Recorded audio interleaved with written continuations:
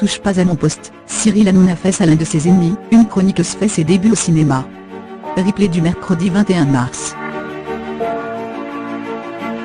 Jean-Luc Lemoyne va bientôt animer sa propre émission sur C8, et Cyril Hanouna vient de faire une incroyable déclaration à Mathieu Delormeau.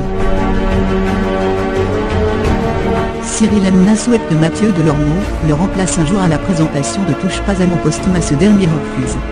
Pourtant il lui promet un striptease si jamais il fait un meilleur score d'audience que lui.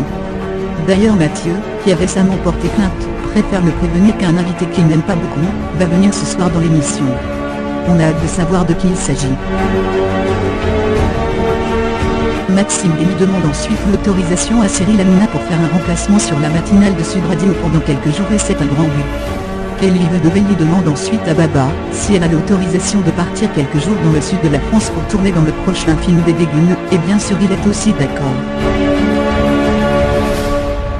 C'est ensuite lors des questions en 4/3 de Jean-Luc Lemoyne, et bien évidemment il a toutes les images du passage d'Afida tourné dans l'émission.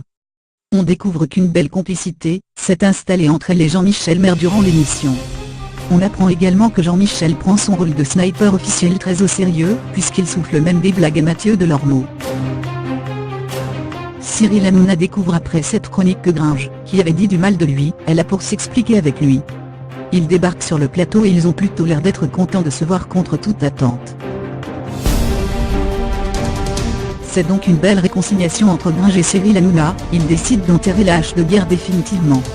On apprend par la suite que Mathieu Delormeau s'est fait agresser ce week-end par un chauffeur de taxi, et qu'il a déposé plainte au commissariat. Pour lui d'ailleurs, la police aurait balancé sa mésaventure à la presse-bible.